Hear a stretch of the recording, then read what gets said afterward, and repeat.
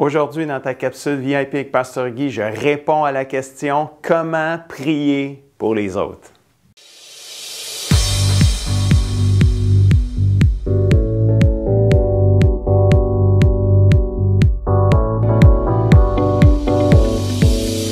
Bonjour mon ami et bienvenue à ta capsule VIP.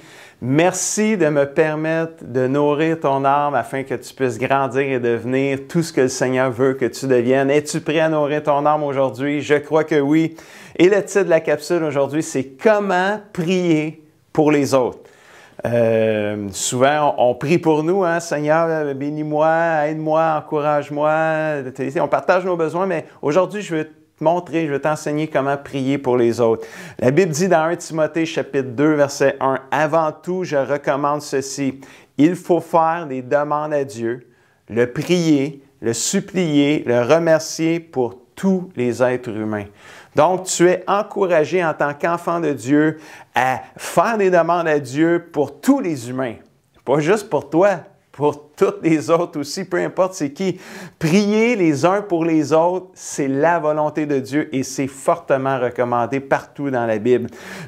Mais la question, c'est bon, c'est correct, je sais, il faut que je prie pour les autres, mais je prie comment pour les autres? Je dis quoi à Dieu dans ma prière pour les autres? C'est quoi qu'il faut que je dise? C'est quoi qu'il faut que je prie pour les autres? Puis c'est ça que je veux répondre aujourd'hui dans cette capsule-là. Puis on va s'inspirer de l'apôtre Paul.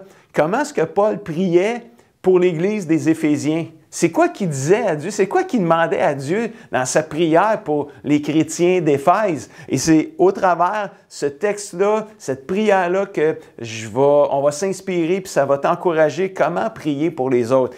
On commence ça dans Éphésiens chapitre 3, verset 14. Ça dit « C'est pourquoi » Paul, il disait, « Je me mets à genoux devant Dieu le Père et je prie pour vous. » Puis aujourd'hui, là, c'est comme si je me mets à genoux, même si je suis debout, là, mais spirituellement, je me mets à genoux et je vais prier pour toi. Les 5 demandes je vais t'encourager à faire à Dieu pour les autres, je vais les faire pour toi. Je vais prier Dieu pour toi.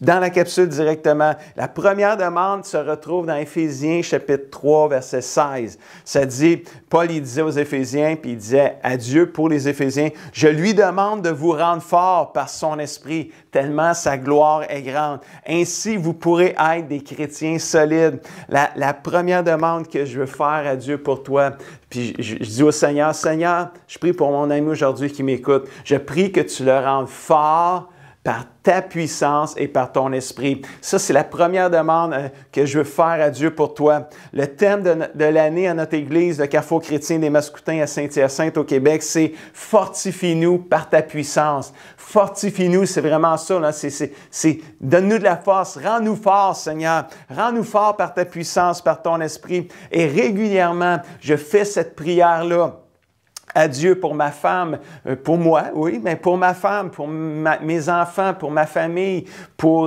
mon équipe pastorale, pour ma famille spirituelle qui est l'Église, pour mes amis, les gens autour de moi.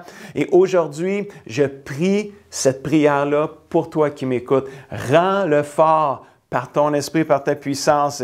Et alors que je prie pour toi, je t'invite aussi à prier cette prière-là pour les autres autour de toi que tu connais, les autres qui naviguent autour de toi.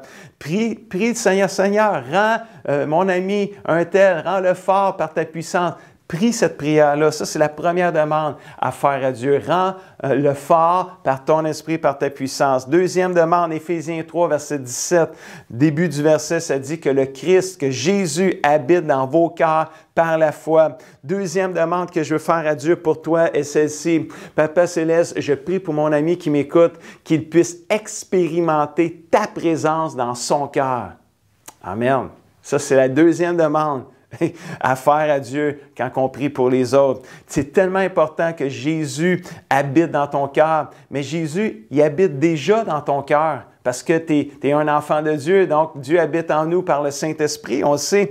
Puis la question importante, c'est pas juste de savoir que Dieu habite dans notre cœur, c'est de faire l'expérience de sa présence à tous les jours. Parce que tu peux vivre dans la même maison que quelqu'un, puis oui, il est là, il est présent avec toi, il habite avec toi, Mais si tu n'y parles pas puis tu n'as pas de communion avec cette personne-là, tu n'expérimentes pas sa présence vraiment. Oui, vous êtes ensemble dans la même maison, mais vous ne vous connaissez pas, vous parlez pas, vous n'avez pas d'interaction. Mais moi, ma prière pour toi aujourd'hui que je fais à Dieu, c'est Seigneur, je prie que pour mon ami qu'il puisse expérimenter ta présence. Pas juste que, oui, tu habites en lui, mais qu'il y ait une interaction, une intimité qui se développe entre toi et le Seigneur qui vit en toi. Moi, je veux vivre la présence de Dieu à tous les moments du jour. C'est ma prière pour toi aussi. Pas juste le matin quand on se lève ou le soir quand on se couche, mais en plein cœur de ta journée alors que tu es à l'école, tu es au travail, tu es en train de faire quelque chose, même quand tu fais du sport, du loisir, que tu puisses expérimenter la présence de Dieu à tout moment du jour. Le psaume 34, verset 9 nous dit « Goûtez et constatez que l'Éternel est bon.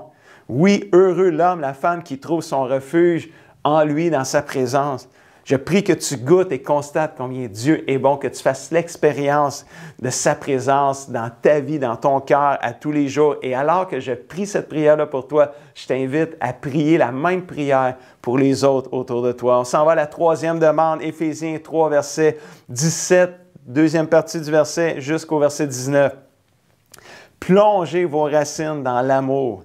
Soyez solidement construits sur cet amour et vous serez capable de comprendre avec tous les chrétiens la largeur, la longueur, la hauteur, la profondeur de l'amour de Jésus-Christ. Vous connaîtrez cet amour qui dépasse tout ce qu'on peut connaître. Wow! Vous recevrez toute la vie de Dieu. En connaissant cet amour, vous recevrez toute la vie de Dieu et il habitera totalement en vous. Wow! Ma prière pour toi aujourd'hui, dans cette troisième demande-là que je fais à Dieu, je dis, Papa Céleste, je prie pour mon ami qui m'écoute, qu'il puisse connaître et comprendre la totalité de ton amour et la vivre pleinement. Et ça, c'est ma prière pour toi. Puis je te le dirai jamais assez, là. Plonge et construis ta vie sur l'amour de Dieu. Je le dirai jamais assez, c'est ce qui est le plus important. Si tu découvres et comprends l'amour de Dieu, tu vas recevoir la plénitude de la vie de Dieu. Tu vas avoir toute la plénitude de la vie de Dieu en toi. C'est un amour très grand et très profond. Le mot grec pour amour dans ce verset-là, c'est agapé. C'est vraiment l'amour suprême. L'amour, le top, c'est l'amour divin, c'est l'amour de Dieu. C'est un amour qui dépasse ce que l'humain peut comprendre et peut même connaître. C'est un amour qui ne se compare même pas à l'amour humain. C'est puissant l'amour, agapé, l'amour de Dieu. Et je prie même que l'amour agapé de Dieu, l'amour qui est en toi, non seulement je prie que tu le comprennes et que tu le connaisses, je prie aussi qu'il puisse grandir en toi cet amour-là de jour en jour, de progrès en progrès. Et alors que je fais cette prière-là pour toi, je t'invite à faire la même prière pour les autres autour de toi, que les autres prient Dieu. Demande à Dieu pour les autres autour de toi qu'ils puissent comprendre et connaître et vivre pleinement toute la grandeur, la totalité de l'amour de Dieu. Wow, c'est tellement merveilleux. Quatrième demande. Éphésiens 3, versets 20 et 21, ça dit « Dieu agit en nous avec puissance. Et quand nous lui demandons quelque chose, il peut faire beaucoup plus encore. » Quand on lui demande quelque chose, il peut faire beaucoup plus encore. Oui, sa puissance dépasse tout ce qu'on peut imaginer, penser ou même prier. À lui la gloire dans l'Église et par Jésus-Christ dans tous les temps et pour toujours. Amen. Quatrième demande que je fais à Dieu pour toi, c'est celle-ci. Papa Céleste, je prie pour mon ami qui m'écoute, que tu puisses agir en lui avec puissance. C'est ma prière pour toi. La quatrième demande que je fais à Dieu pour toi. La puissance de Dieu est illimitée. Ce que Dieu peut faire dans ta vie va bien au-delà de ce que je peux imaginer ou ce que je peux même prier. Parce que quand je lui demande quelque chose, quand je prie Dieu pour quelque chose, il peut faire encore plus que qu'est-ce que je lui ai demandé ou même prié. Mais ça commence par demander. Quand on lui demande, il peut faire plus. Alors, il y a vraiment l'idée, quand ça part avec une demande, ça part avec la prière, la supplication. Je prie que Dieu puisse agir en profondeur dans ta vie, qu'il puisse te changer, te transformer afin que tu ressembles à Jésus. C'est le but de Dieu pour tous les enfants de Dieu, qu'ils ressemblent à Jésus-Christ, que tu puisses grandir et avancer dans ta marche chrétienne de victoire en victoire, de progrès en progrès. Alors que je prie pour toi, pour cela, que Dieu agisse avec puissance dans ta vie, je prie que tu puisses prier la même prière pour les autres autour de toi, afin que Dieu puisse agir dans tes amis, dans ta famille, dans les gens que tu côtoies avec puissance aussi. Cinquième et dernière demande pour cette capsule-là. Il y a plus que 5 demandes, c'est sûr, mais pour la capsule, on va rester à 5. Éphésiens 4, versets 2 et 3 qui dit « Soyez humbles, soyez doux et patients, supportez-vous les uns les autres avec amour. Cherchez toujours à rester unis par le Saint-Esprit. C'est lui, le Saint-Esprit, qui vous unit en faisant la paix entre vous. » Cinquième demande que je fais à Dieu pour toi dans la prière, c'est celle-ci. Papa Céleste, je prie pour mon ami qui m'écoute.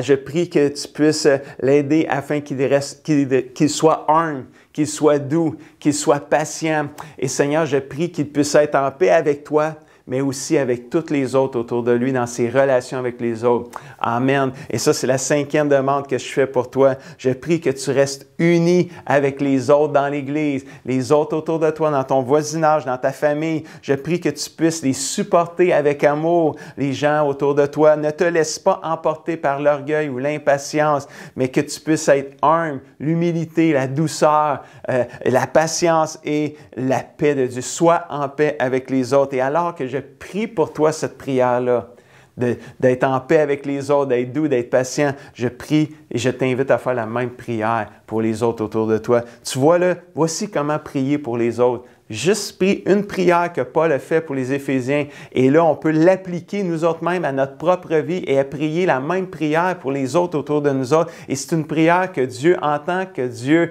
exauce aussi et que Dieu répond même au-delà de ce qu'on peut demander.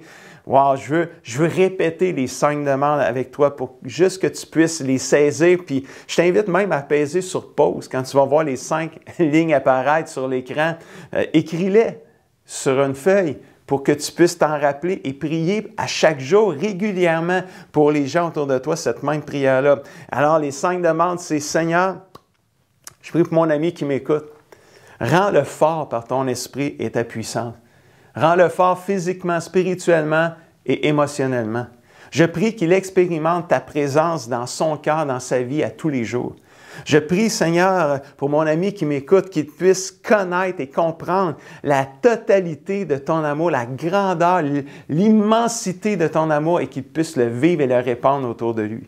Je prie pour mon ami qui m'écoute, Seigneur, que tu agisses en lui avec puissance. Viens le transformer, le changer, le rendre semblable à Jésus-Christ et que ça puisse avoir un impact autour de lui. Et je prie aussi qu'il soit humble, doux, patient. Oh oui, Seigneur, on brise l'orgueil, l'humilité. Seigneur, on brise la colère. On la remplace par la douceur. On brise l'impatience. On la remplace par la patience. Et on brise, Seigneur, les conflits, les chicanes, les amertumes, Seigneur. Et on prie que, Seigneur, mon ami puisse être en paix avec toi, mais avec les autres aussi. Au nom de Jésus, on le prie. Amen. Si tu commences à prier régulièrement cette prière-là pour les gens que tu connais, qui sont autour de toi, attends-toi à voir Dieu agir en eux, mais à voir Dieu agir aussi en toi. La prière va te rendre solide dans la foi. Moi, mon ami, là, je vois Dieu agir régulièrement dans la vie des gens pour qui je prie, parce que je prie régulièrement ce genre de prière-là pour beaucoup de personnes à chaque jour, régulièrement. Et je vois Dieu agir dans la vie des gens. C'est inspirant, c'est touchant. Ma femme, c'est pareil. Ma femme prie pour les gens. Là, elle a des prières spécifiques que Dieu il met à cœur de prier pour les gens. Puis à un moment donné, elle vient me voir et elle dit « Hey, tu sais qu'est-ce qui est arrivé à telle personne? Mais écoute, ça fait longtemps que je prie pour ça. Régulièrement, je prie que Dieu intervienne et agisse dans sa vie. Et là, bang, Dieu agit. Mais imagine-toi que ça fait, ça booste ta foi, ça stimule ta foi. Tu pries pour des gens régulièrement avec conseil et tu vois Dieu agir. Non seulement ça change les vies des gens autour de toi pour qui tu pries, mais ça change ta propre vie. Ta foi est stimulée, est fortifiée, tu es solidifié, ça te rend solide. C'est merveilleux. Je vais te donner un dernier verset avant de terminer cette capsule. Dans Éphésiens 6, 18, ça dit « En toutes circonstances, favorables ou non, faites toutes sortes de prières, de requêtes sous la conduite du Saint-Esprit. Faites-le avec vigilance et faites-le avec constance. Et priez pour tous ceux qui appartiennent à Dieu. Je t'encourage à tenir un journal de prière ou à écrire sur une feuille une liste de gens pour qui tu veux prier. Écris les 5 demandes que je t'ai partagées dans la capsule et commence à prier dès aujourd'hui et fais-le avec constance, avec persévérance, avec vigilance et attends-toi à voir Dieu agir dans la vie des gens pour qui tu pries et dans ta propre vie. Je te laisse avec les défis de la semaine qui sont ceux-ci. Détermine de prier Dieu pour les autres autour de toi avec constance et persévérance à partir d'aujourd'hui. Lis, médite et pratique tous les versets et les enseignements de cette capsule. Et si tu as aimé cette capsule, je t'invite à la partager avec un ami, avec quelqu'un que tu connais, afin que lui aussi puisse apprendre à prier pour les autres. Puis, tu sais, peut-être qu'il va prier pour toi, cet ami-là, quand il va entendre la capsule, il va se dire « Hey, je vais prier pour mon ami qui m'a invité à prier, à écouter cette capsule-là. Et peut-être que toi, tu vas prier pour moi alors que moi, je prie pour toi. » Imagine-toi l'impact spirituel que ça va faire dans la vie des gens. Commençons à prier les uns pour les autres dès aujourd'hui, mais faisons-le avec constance et persévérance. Et sur ce, je te dis à la semaine prochaine.